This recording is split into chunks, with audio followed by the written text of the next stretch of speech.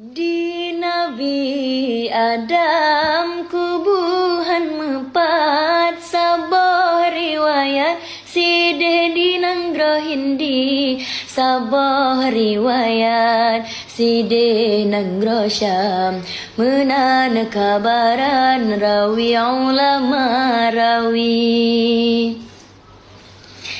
oleh pejedonya le Tuhan iblis ngan Adam pon gepena awaina iblis dudona Adam tema olehnya nasiti Hawa awaina iblis dudona Adam tema olehnya nasiti Hawa dalam syurga